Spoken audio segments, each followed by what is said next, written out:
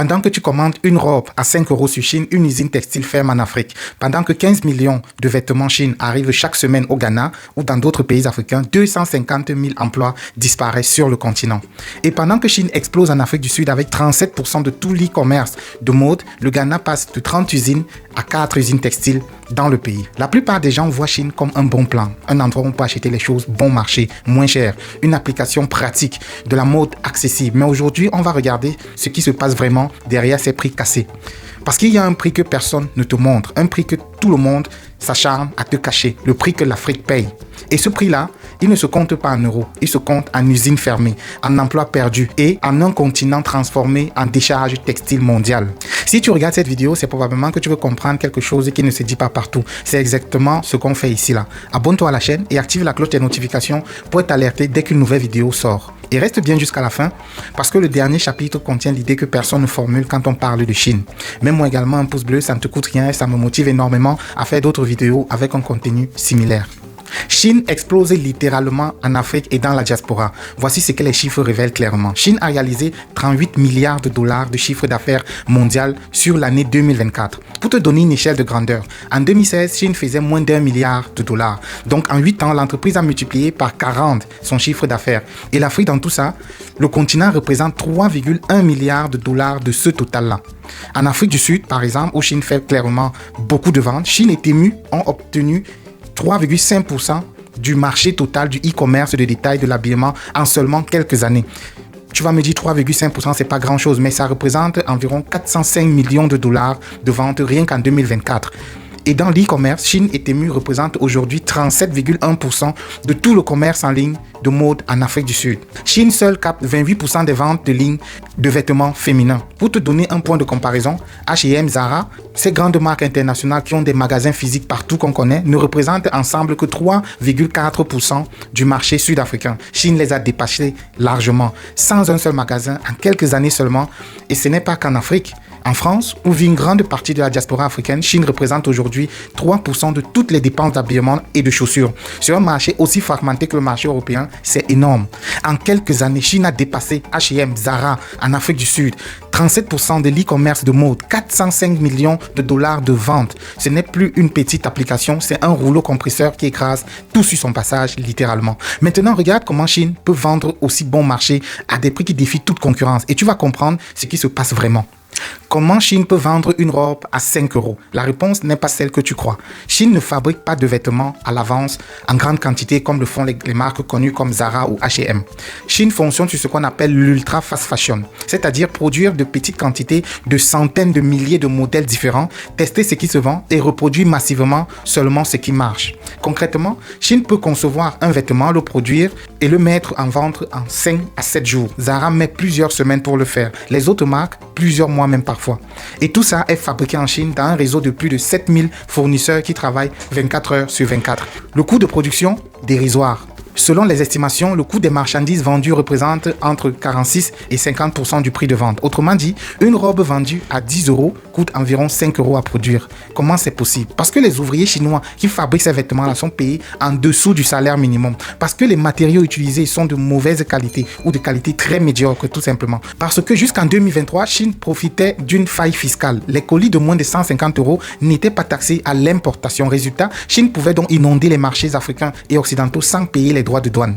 Cette faille a été comblée fin 2023 dans plusieurs pays, mais le mal était déjà fait. Une robe à 5 €, ce n'est pas un bon plan, il faut le noter clairement. C'est le résultat d'ouvriers sous-payés, de matériaux bas de gamme et de failles fiscales exploitées pendant des années. Chine a construit un empire sur l'optimisation de chaque centime et c'est l'Afrique qui paye la facture à la fin. Et maintenant, regarde ce que ce modèle produit comme conséquence directe sur l'industrie textile africaine. Pendant que Chine explose littéralement, l'industrie textile africaine, elle s'effondre. Voici les chiffres que personne ne met côte à côte. L'Afrique avait une industrie textile. Elle existe d'ailleurs encore, mais elle agonise clairement. Selon la Fédération internationale des travailleurs des industries du textile, l'Afrique a perdu plus de 250 000 emplois dans le secteur textile en quelques années. Le Ghana, par exemple, il y avait là-bas 30 usines textiles il y a encore 10 ans. Aujourd'hui, il n'en reste plus que 4. L'Éthiopie, de son côté, avait misé clairement sur l'industrie textile pour créer des emplois. Résultat, 20 000 emplois ont été perdus récemment. Et ceux qui restent gagnent en moyenne 23 à 30 $ par mois. Le salaire textile le plus bas au monde. Côté Côte d'Ivoire, à Boaké par exemple, une usine textile qui employait 4000 ouvriers dans les années 80 n'emploie plus que 200 aujourd'hui. Ces chiffres ne sont pas le résultat d'une catastrophe naturelle. Ils sont le résultat d'une concurrence totalement asymétrique et déloyale. Parce que pendant que les entreprises chinoises inondent les marchés africains de vêtements à 2 euros, à 1000 francs, 500 francs, les usines locales ne peuvent pas suivre. Elles payent l'électricité plus cher que la Chine. Elles n'ont pas accès au crédit bancaire aux mêmes conditions que la Chine. Et surtout, elles ne bénéficient d'aucune protection de l'État. Les États africains ont ouvert leurs frontières aux importations chinoises sans protéger leurs industries locales, pendant que la Chine elle-même protège farouchement ses propres marchés. Résultat, 250 000 emplois perdus. Des familles entières qui vivaient du textile se retrouvent sans revenus, tout simplement. Des villes comme Boaké en Côte d'Ivoire, autrefois connues pour leur industrie textile, deviennent des villes fantômes industrielles. 250 000 emplois perdus. Le Ghana passe de 30 usines à 4. La Côte d'Ivoire de 4 000 ouvriers à 200. Pendant que Chine vend des robes à 2, 3, 4, 5 euros, des villes entières en Afrique deviennent des fantômes industriels. Et après avoir tué l'industrie textile locale, Chine s'attaque maintenant à un autre pan de l'économie africaine. C'est ce que nous allons voir maintenant. Chine ne se contente pas de vendre des vêtements en Afrique, elle en fait aussi sa décharge. Il y a un autre visage de l'explosion de Chine qu'on ne voit pas depuis nos téléphones lorsqu'on passe les commandes. Quand tu achètes un t-shirt à 2 euros ou à 1000 francs, tu le portes combien de fois? 3 fois, 5 fois, 10 fois au maximum. Et après, tu le jettes automatiquement. Parce que la qualité est tellement médiocre que le vêtement ne suffit pas longtemps. C'est fait pour ça. C'est de la mode jetable. Et donc on peut se poser la question, où ces vêtements sont jetés? En Afrique, rien qu'au Ghana, 15 millions de vêtements arrivent chaque semaine. Chaque semaine. Et 40% d'entre eux finissent directement dans des décharges à ciel ouvert. Ces décharges débordent tellement que les vêtements partent dans les égouts, s'accumulent sur les plages et finissent dans l'océan. L'Afrique est devenue la poubelle textile du monde. Et Chine, en produisant des vêtements à usage quasi unique, accélère ce phénomène. Parce que contrairement à Zara ou H&M qui produisent au moins des vêtements plus ou moins portables plusieurs mois, Chine produit des vêtements qui ne tiennent pas. La couture lâche, les boutons tombent, les tissus se déchirent après 1 ou 2 usages. Ce sont des vêtements conçus pour être jetés après quelques utilisations seulement. Et quand l'Europe et l'Amérique n'arrivent plus à gérer ces montagnes de textiles usagés, elles les envoient en Afrique. Le résultat ? Les pays africains qui n'ont déjà pas les infrastructures pour gérer leurs propres déchets doivent maintenant gérer les déchets textiles du monde entier. 15 millions de vêtements arrivent au Ghana chaque semaine. 40% finissent dans des décharges à ciel ouvert, dans les égouts, sur les plages. Chine ne se contente pas de tuer l'industrie textile africaine, elle transforme le continent en poubelle du monde. Et il y a un dernier mécanisme que Chine utilise aussi et qui achève ce qui reste de l'économie textile locale africaine. C'est ce que nous allons voir maintenant. Tout le monde parle de Chine comme d'un bon plan, un endroit où on peut acheter des choses à des prix bas pour des personnes qui n'ont pas beaucoup d'argent. En fait, personne ne réalise que c'est un modèle colonial 2.0. Voici l'angle mort. Quand on parle de Chine, on parle comme d'une révolution du e-commerce, comme d'un bon plan pour les consommateurs, comme d'une disruption de l'industrie de la mode, c'est-à-dire une cassure, une rupture de l'industrie de la mode qui faisait payer des centaines d'euros ou des milliers d'euros même pour certains vêtements. Mais personne ne te dit ce que Chine révèle vraiment. Chine est un modèle colonial adapté au 21e siècle, tout simplement. Je t'explique pourquoi. Pense à ce que fait Chine en Afrique. Elle détruit l'industrie locale en inondant les marchés de produits bas de gamme que les consommateurs africains ne peuvent pas concurrencer. Elle transforme le continent en décharge pour ses déchets textiles. Et surtout, elle ne crée aucun emploi local. Zéro, rien. Quand Jumia s'est implanté en Afrique, l'entreprise a au moins créé des emplois de livreurs, de manutentionnaires, de personnel logistique, etc. Chine, rien du tout. Tout est fabriqué en Chine, tout est expédié depuis la Chine, l'argent repart et ne revient jamais en Afrique. C'est exactement ce que faisaient les puissances coloniales. Elles importaient des produits manufacturés, bon marché qui détruisaient l'artisanat local. Elles pillaient les ressources et les savoirs. Et elles s'assuraient que rien ne soit produit localement. La seule différence, c'est qu'aujourd'hui, ce n'est plus un État colonial qui fait ça. C'est une plateforme de e-commerce qui utilise les algorithmes et la logistique mondiale.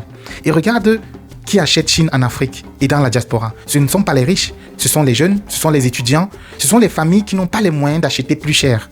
Autrement dit, Chine cible les populations qui ont le moins de pouvoir d'achat, exactement celles qui auraient le plus besoin d'une industrie textile locale créatrice d'emplois.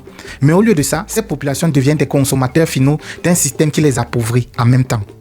Parce que chaque euro, chaque franc CFA dépensé sur Chine, c'est un euro qui ne va pas à un créateur local, à un artisan africain, à une industrie textile qui pourrait employer des milliers de personnes sur le continent. Le vrai problème avec Chine, ce ne sont pas que les vêtements qui sont bon marché, pas du tout. Le vrai problème, c'est que ce modèle interdit toute possibilité de développement local.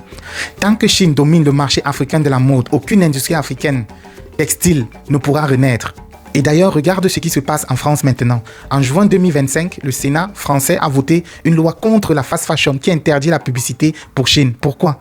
Parce que même en Europe, on a fini par comprendre que ce modèle détruit l'industrie locale. Mais en Afrique, rien, aucune protection, aucune régulation. Les marchés restent grands ouverts et Chine continue d'avancer. Pour faire court, Chine a détruit l'industrie locale africaine, transforme l'Afrique en décharge, ne crée aucun emploi et cible encore plus les plus pauvres. Ce n'est pas du e-commerce que Chine fait, c'est un modèle colonial 2.0 déguisé en bon plan et en prix bas. Pour conclure cette vidéo, on peut dire que Chine explose en Afrique et dans la diaspora. Les chiffres sont réels, ce n'est pas un débat. Le débat, c'est ce qu'on ne te dit pas. On ne te dit pas que pendant que Chine vend des robes à 5 euros, 250 000 emplois ont été perdus dans l'industrie textile africaine. On ne te dit pas que 15 millions de vêtements arrivent chaque semaine dans un seul pays comme le Ghana et que 40% finissent dans les décharges à ciel ouvert. Et on ne te dit surtout pas que ce modèle produit exactement la logique coloniale, détruire la production locale, transformer le continent en marché captif et s'assurer qu'aucun emploi ne soit créé sur place. On ne te dit pas aussi que Chine, c'est quelqu'un qui copie allègrement les modèles conçus par des Africains qui ont pris des semaines, des mois à concevoir certains produits qui sont brutalement copiés par Chine sans que Chine ne leur verse le moindre franc CFA. La solution ? Consommer local, soutenir les créateurs africains, exiger que les États africains protègent leurs industries et comprendre que chaque achat est un vote économique pour un modèle ou pour un autre.